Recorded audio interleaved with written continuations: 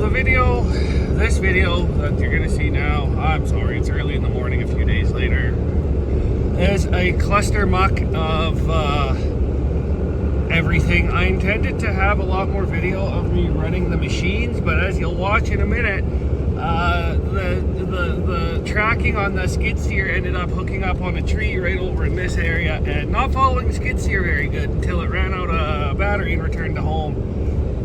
And I was going to set up the camera to finish some work, but we had a bit of an issue in the afternoon. Shortly when I finished the job, I went to go get, because we put Benjamin out in here, a big white guard dog, and what ended up happening, he jumped a fence at the back and he was chasing where that predator was the previous week. And I set the drone up. I checked, we got a camera over here, but I set the drone up when one of the neighbors went by, and I saw Ben will come up to the intersection, and I saw him sort of lying in the middle of the intersection. And I'm like, okay, well that's kind of weird. I took a walk down here to go see, because I'm like, what the heck is going on with him? And when I got there, he was like out of it and half dead. His leg was covered in grease, an AGPLI3 grease, like automotive grease on his legs. And I had suspected he'd got run over, so I had to run all the way back this way and over there to grab the quad. And I actually carried him halfway out. When I saw he was down, I knew I couldn't leave him back there, so I started carrying him out. Problem was that I just got burned out, so tired, because I was over here running the machine so long. I couldn't carry him because he was dead weight. He was just floppy. So I ran back through the bush here. I grabbed the quad. I got him onto the quad. I had to reposition him because he just flopped his head under and he wouldn't stay. Like, I got him right to the edge of these trees here from this intersection. And I loaded him up, and I fucking was like, he got hit. Like, your dog doesn't get covered in grease if they hadn't been hit by a car, but between the camera and what I'd seen when I'd sent the eye on the sky up, was there's only been one person in and out that whole day, and they're kind of we had a tree fall across back where I find Ben up here, and they didn't tell us nothing. They're just like, oh, well, whatever, and they kept driving. They speed up and down here. It's not the same people we've had issues with on this easement. It's kind of some other cowardly piece of shit individuals. A neighbor back here at the front that was friends with them contacted them and seen if they were all right, but they never admitted to nothing to him. They're just like, yeah, we're fine, and blah, blah, blah. So his wife was really, like, the neighbor's wife was really like, oh yeah, these people are flying up and down here, and she kind of suspects, even though she's friends with these people, well, distant sort of friends with the son, that they still hit our dog. What ended up happening, Ben had a tumor on his heart that ruptured. Now, did the tumor rupture because he was hit? Did he get hit after the tumor had ruptured and these people didn't say anything? Because I found him right here, right on this intersection here. Now, you might say, why is your dog on the road? Dog isn't on the road. This is our property. The dogs can be on this. It's kind of the way the easement's written, is this easement is our property. We can have dogs and livestock all over this. It's up to the people that live down here to decide, and up here, whether they want to live in an area where there's dogs and livestock loose, and if they don't have to move up here. But we've had some really city folks from 100 Mile move here, and they're very much like, oh, well, you know, we're gonna fucking run your dogs over. It wasn't them that hit them, but that's kind of why the video ended on a mess, is because, yeah, I didn't know how to end that. I was I loaded Ben up and the CT collapsed. I took him all the way to the vet. We did a ultrasound on him and found out he had a tumor that ruptured. They couldn't answer to the grease on his body. They're like, well, that's weird. And it's like, yeah, well, and they can't say like he was hit by a car that caused a tumor to rupture. They can just say the reason he died was because he had a tumor rupture. So when we talked to RCMP and we talked to the lawyer, he said, well, pretty much, yeah, the dog got hit, but you can't prove it. So basically, I had machines ready to come up here and fuck this easement right out. We were going to just destroy the thing, because if these people want to act like that, fuck them. But we stopped doing that, and we decided if you don't have evidence, there's no reason to fucking wage war, right? So that's kind of why that video did end the way it ended, because we've had the predators down here, and Ben was chasing them up and down here. And he can be on this all day long. This is our property. Our dogs have a right to be on it. our sheep have a right to be on it, our horses can be on it, we can use it, it's our property, we can do as we need. But there's some very sort of, I don't know, I think their parents never taught them how to be respectful or never said no to them. They're like spoiled little fucking children. You know, it's kind of a shared, we can use it, you can use it. You got primary use to drive on it, but you also got to be respectful of the livestock. Otherwise you don't have to move here. But they seem to think they can move to an area and change everything, kind of like Karens in an HOA. But that's why that video got ended the way it did. Now we got you and Nixie. So that's kind of why that video got ended really abruptly and why it's kind of a mess. I was going to come out after lunch and set up the tripod and do some filming, but that just ain't gonna, that didn't happen. And then the next day, I'm not sure if I'm going to throw this video up on this part. I might just throw it all together because whatever. We had the sheep out. They broke out the back where Ben jumped over. And this was the right day after this. He jumped out and came over here. Well, they broke the fence over here and came down this way again.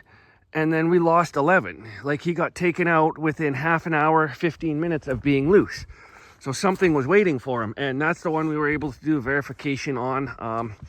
And it was really questionable. We had to contact the supervisor. We had to go over and send pictures and send them the videos and be like, what the hell killed this little guy? Because it was like, really, we suspected coyote at first, but then our investigation turned up it's probably a bobcat or a cougar. So that's why we got the hair missile out here.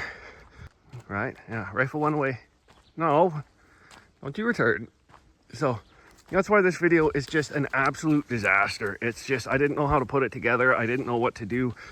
It's kind of too important to not put out there because it's like we lost our guard dog and we lost another lamb. So I don't know. It's a cluster fudge. And that's why it's taken me a while to get it out, because I just didn't know what to do. I did not know how to put it together in any semblance of anything. So I don't know. Whatever.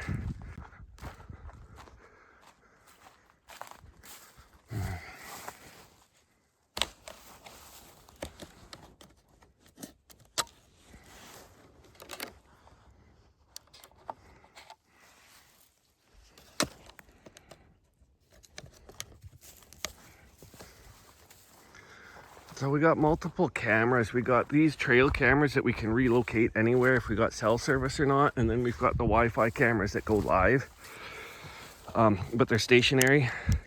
So we've got these set up in this corner because we had reports last week that the neighbors heard at about 11 the dog barking and the cougar spitting down here. So we've set this up here. And then I've got two more down the trail where we lost Levy. And I'm just gonna go grab all the cards off of everything.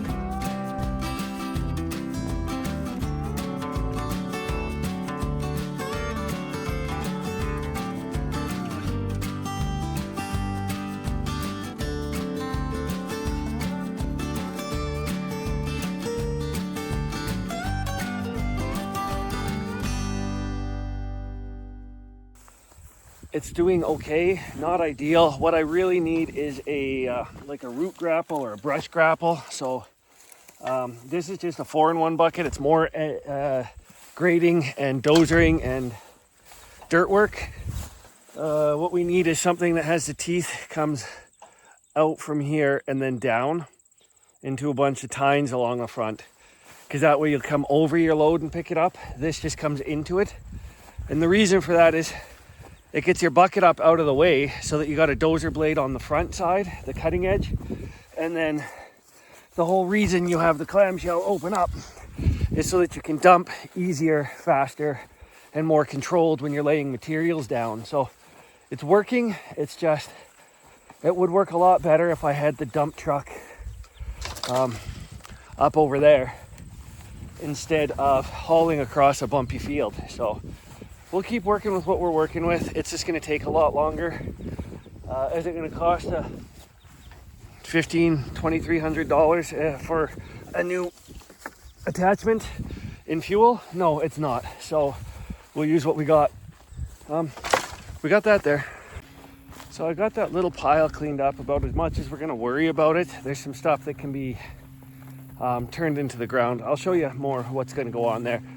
That pile I would like to get moved as well. Oh, I didn't do it very good. So I'm just not sure if I should wait till the dump truck's fixed or maybe start loading some of the branches out this way. I didn't mean branches, I meant some of the logs that are sitting behind all that. If I could start trucking them out. I was hoping to put them onto the sled trailer to truck them out. So maybe I'll have to drop the trailer off and go get the, because I got the water trailer. So maybe I'll have to go drop the water trailer off and grab the sled trailer and I can bring that out. This brush pile is all cleaned up. And onto that one, you can see there's a bit of debris. We're not going to worry about that. You see we're on a little rise right here.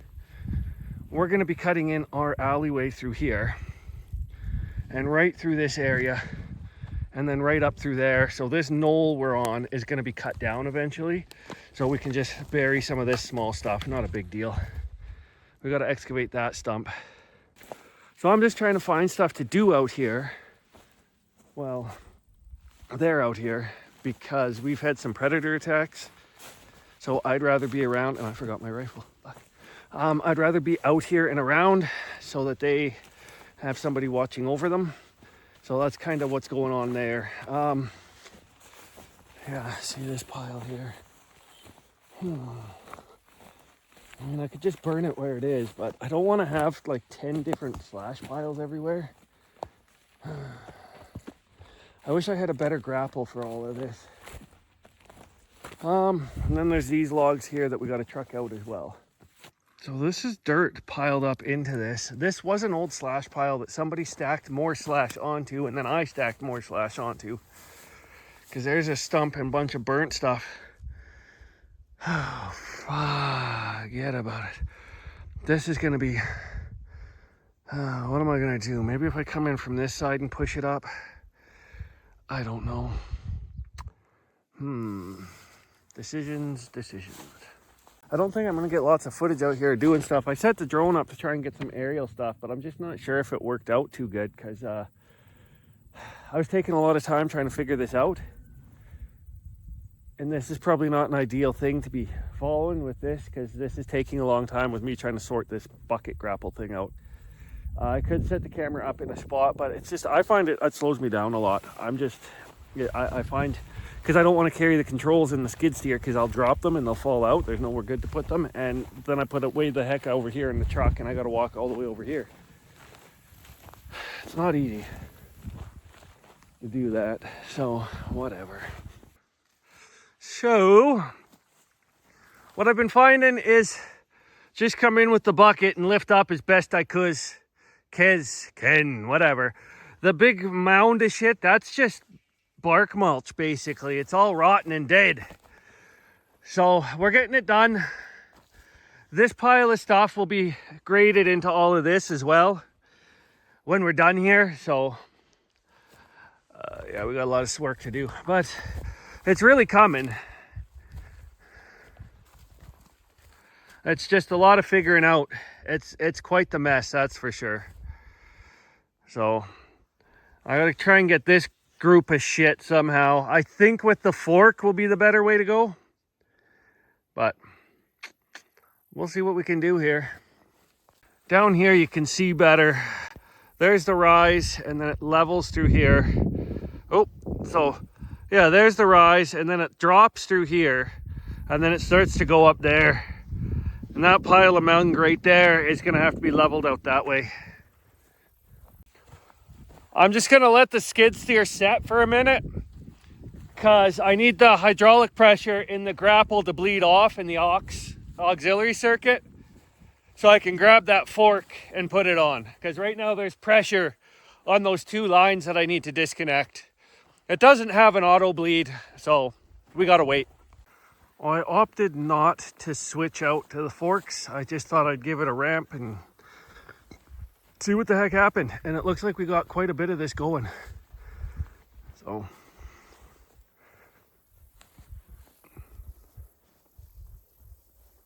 there's still a bit. I gotta try and get into that pile over there.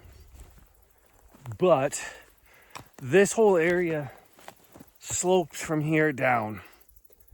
And for our service road to go in, we need to level this a bit. So what I'm figuring is, we also want the service road higher than the field so that it is not the point of drainage. You can see the hillside right there that we just cleared off. That will probably all get cut down. But what I'll probably do is bring the backhoe out once we get most of this over to there. And we'll do what we're doing with that pile right there, and we'll dig a hole and we'll just bury this stuff into the ground that's left over. I don't really want to turn over some of this area because it's got nice grass on it, but also what we could do is dig out this spot, push this in, and then grade out this really nice soil on the top of it so that we get some good growth here. Because we're only coming 20 foot out from this fence line for our fences, for the alleyway fence. So looks good. It's really it's a lot better than it was. It looks pretty good. I'm pretty happy with how we're progressing. Definitely would like to have a root grapple on the backhoe that we could work a little bit better, or whatever the heck I'm going to build there. Definitely a lot more stuff in here that needs to go, but I think it's lunchtime, so I might shepherd the sheep back home so they're not out here. They can go in and get some waters and some cooler area because they're starting to shut down anyways, and then we'll give it a break until after lunch. September 10th, 2025. Currently time is 12:30, I believe, or 12:10, whatever, doesn't matter. Sheep were out this morning on a field to our east at 9:30. They broke out of that pen at the back at about 9:40. They were at this location here based on previous grazing. Would have taken them 10 minutes, so that would have been 9:50, and then they showed up at home at about 10, so the amount of time it took them to walk from here to the front. So this kill happened in approximately 10 minutes of them coming out of the one pen. Came across this blood pool right here. We can see drag, we can see bits of viscera and such, more blood drag through here and this direction, as well as blood trail through here. Then we have a stomach and intestines.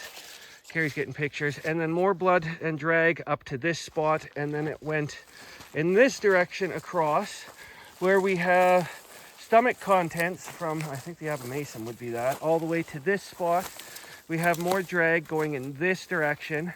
From here we have another testicle, more wool and tear in this location, as well as here another drag to this spot. This drag was going in this direction. And then we have more blood trail around this over where Carrie is. I'm just gonna step through here. It comes more wool right down into this area right here. And then we also have a blood spot right here. This is the drag that went up and over. There's another blood spot. This one drags around this way. Everything goes that way. From this location here, we have the carcass about, just a second here. From this spot here, 1, 2, 3, 4, 5, 6, 7, 8, 9, 10, 11, 12, 13 yards to this carcass that we come to cross. Indications so far, just based on what I'm seeing here. I haven't opened them up yet, and the size of the lamb and lack of damage to the legs, on the back legs, and the fact that it went in through the stomach, I'm going to suspect coyote on this. But if we also go 1, 2, 3, 4, 5, where's my tree? 6, 7, 8, 9, 10 yards to the south, we come across a very fresh scat pile. So this pile here, carcass is there. Kill location is right where that tree is there. We are about 100 yards from where our last kill was in there. I do suspect possibly a pack of coyotes, just at the speed at which this was done. I had a thought, Mom teaching her pup. They've become acclimatized to here. We're starting to get bears into the area now because of these kills. We can't even put the sheep. We have been going with patrols with the dirt bike around and the drone around, but the speed at which this kill happened, I'd be out here with the dirt bike, make it back to the front, and then I'd be back out here and we would have a lamb lost. There is no feasible way we can graze our animals with the aggressiveness of this pack currently. I'm hoping these videos and pictures are good enough. We're going to clean this all up. We have an appointment to attend to, so we can't be out here too long. We're going to clean up as much as we can to try and mitigate the bears coming in. But it is also September 10th, which means we have hunting licenses and tags, so we're pulling a bear tag, so that will not possibly be an issue. We'll start with the front half, you think? Yeah. Because that's going to show us the most. So first things first, we'll look for obvious signs of where the kill was. So bears, cats usually come into the base of the neck, you said. Top, back. Where'd my knives go?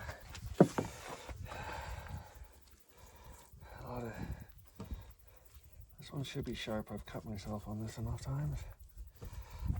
We'll just go spread them open. We'll keep them out if we can. There's bruising right there. Okay, just hold back.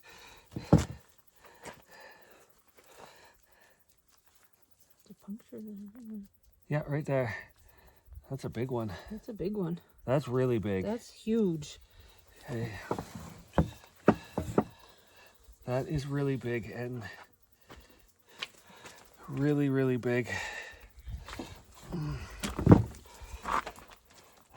That's where the blood came from. So this was one of the first ones. 12 millimeters. Wow. That's huge. Okay, we gotta look for a second one because that's way too big for. That's way too big for what I'm thinking. Here's another one. Here's another. There's a bruising right there. So there's another hole there. That one's a lot smaller. Oh, top and bottom, maybe? No, because they'd come in this way. Nothing bites this way. Oh, it could also be placement. Jesus, okay, that's really too high up for what I thought it was. Unless. And then we're what, about 8? We're about 8 centimeters apart. Yeah. We gotta look on the opposite side now to confirm. So I'm gonna start cutting this side back. That's way too big for what I thought it was. Oh shit. So there's a lot of damage to the underside right here. I got more bruising.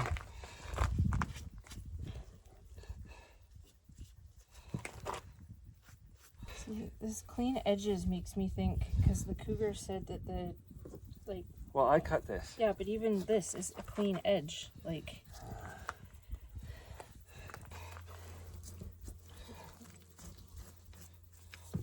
Sorry, I just. Scapula. We need to get this hide off so that we can tell better what's going on. Yeah. So I'm just trying to figure out the best way to get the legs cleared. There's no damage to the legs, really. No, so on either leg.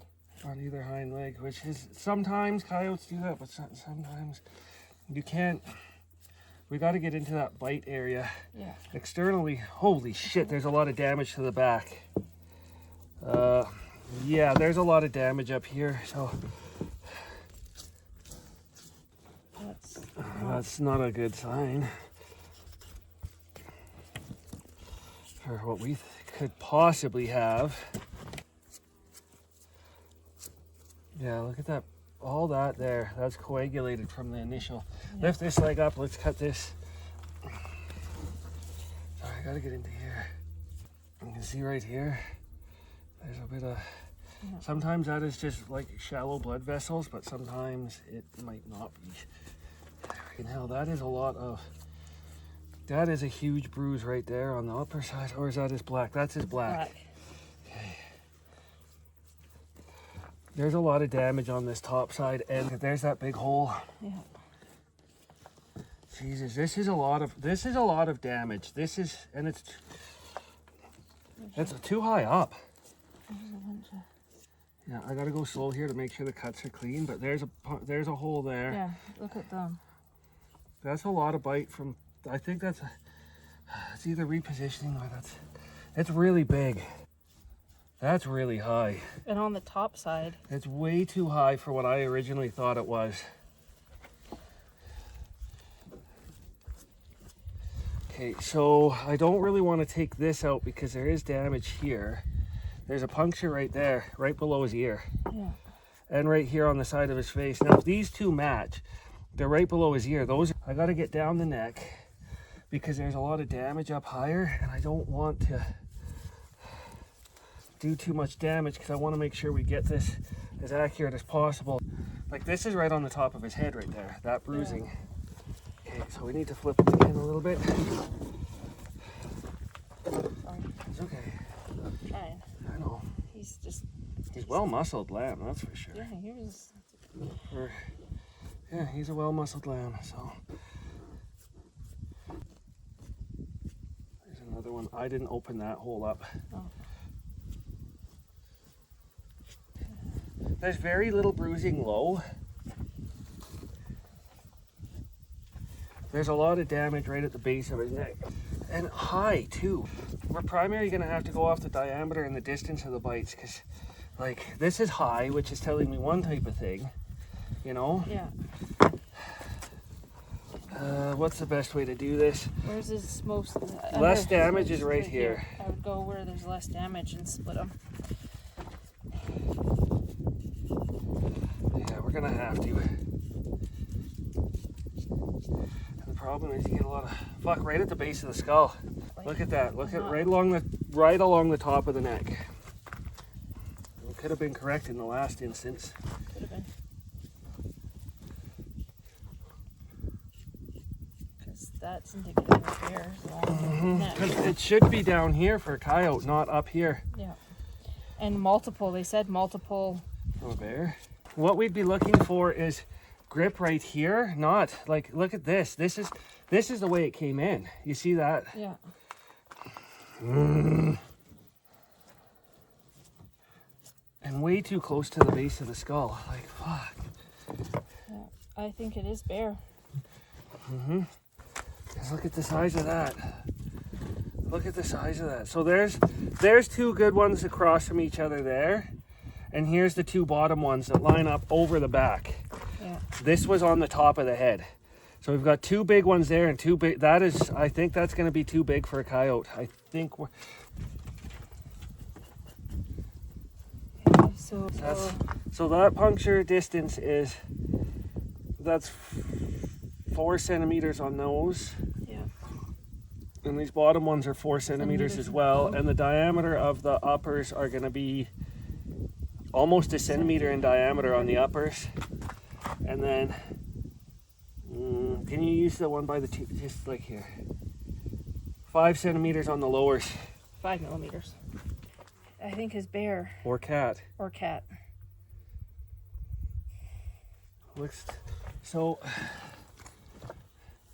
but you can tell if we look, it was this way right here, and then this way. So he got it here with the top teeth. Yeah. And then he gripped that way. So, because there would have been, a coyote has to come in from here because of the size of their mouth. Fucking hell, sorry bud. I think it's dealing with a larger predator. Yeah. Okay, I'm just going to take a look and inspect the back legs, because they say usually on coyotes you'll see Bite marks on the hinds. There's nothing. But there was that scat out there. That scat had me questioning what it was though, because it didn't look like... It did. I went back, it didn't look like coyote. No, it did not. But it also doesn't really look like cat It's not bear. either. But it's not bear. Like, it could be cat, and it's just... See, these are... This is clean. The cuts on the skin? Skin is clean. That's what they said would be with cat. Yeah, so the edges here that I didn't do, yeah, it's really clean. Because I didn't cut these edges. I think it's cat. Which makes sense with that stump. Yeah, with the hair being up on the stump from the first one, yeah. So this is an odd one because the bites have been over. The primary bites have been here and then here. Not from the underside, which is not the way we've run into any coyotes up here. So, really, really weird. Different. We just got to get the measurement or the measurements for this. I've been checking to see if these are a different diameter than these, to see if there's been multiple animals on this, but not what I can tell yet, because we've got lots of small holes here and lots of small holes here, so that would be this side and this side. We're just going to confirm that, but as you can tell, the bruising is from here to here, not from like this way and this way. That says the bite came down here, which would be down here. If the bruising went this way, it would have been from the underside. So, because the bruising only happens when they're alive. Same with all this bruising, was all when he was alive. So that was the primary injuries that caused death. The next thing would maybe be to check the depth of some of these and see how far in we went. But it's a different one, that's for sure. Yeah, why would it, unless the first one wasn't a cat, this was a cat, the first one was coyote? Cam doesn't even know, because every time we find something on here, he's like, did you find this? Yes. And then it's like, okay, like even the experts are stumped on which one it was. So we got to go to the water source and check for tracks. Yeah. Go check one on Bill's too. Yeah, well, that's what I'm thinking, because there is no water anywhere else. So Bill won't have a problem when he knows what's going on. He'll be okay with us being on his place. So yeah, but is it a cat? Is it a? It could be cat, wolf, or coyote. It can't be bear. No. Cat, wolf, or coyote. Go back to that scat pile and take some gloves and pull it apart. Yeah, and see sounds what's in good. there. This is definitely a different one for us, because eviscerated says cat. The repositioning says coyote. The size of the bite mark says cat. Size and position of bite mark says cat. The really smooth edges on the hide says cat. The tearing on the bones says coyote. It was such a close enough period to when he got killed to when we found him that it is not... it couldn't have been multiple predators on him. So it's really confusing. So what we'll do is we'll just put them back in here for now. Yeah. And we'll cover them up. We'll go look for tracks, because this is really weird. This is a stumping one. This one's... We'll grab this tape measure first too. Okay. I'm looking for a ton of hair in it. There's already dung beetles in it. There's hair. There's lots of hair. Yeah, it's loaded with hair. It's loaded with hair. That's all it is hair. Yeah, we got a cat. Okay, that's definitive there. I got this by video too, right? Okay. So we can send that to Cameron, because that's all that is hair. All that is hair. It's fucking cougar. You got his tail there? Yeah, I'll grab it. But what does that look like? Skin. Oh, it was skinned right out. Yeah, look at this knife. You can almost look like there was knife marks right there. Yeah. Okay, let's go double check the watering hole, Yeah. because this is the path to the watering hole.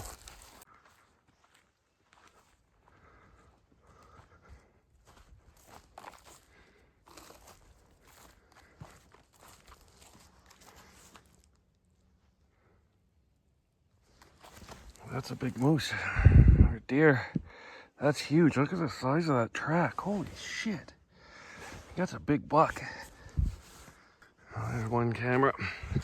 There's another camera. So I'm just checking tracks as we come out here.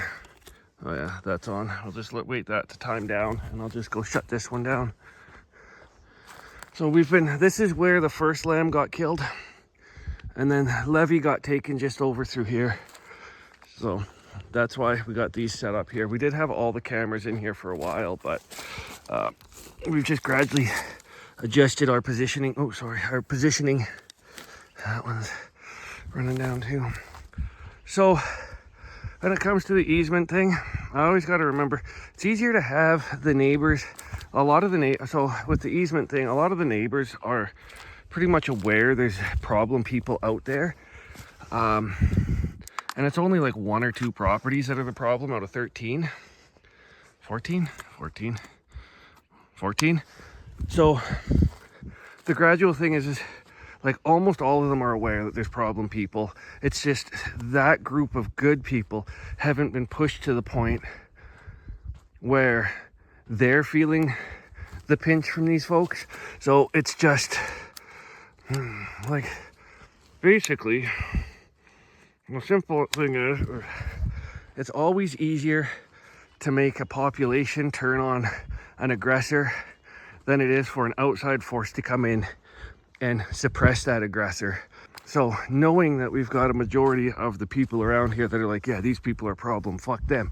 Well, you've just got to get them to the point where they're like, okay, now we need to get involved.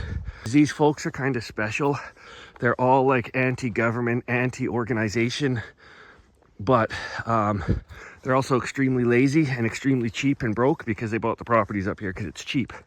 So it's just a matter of getting them to the point where what they're going to lose is worth more than putting any sort of money into it, so that they finally stop and say, like, now we've got to put something into this.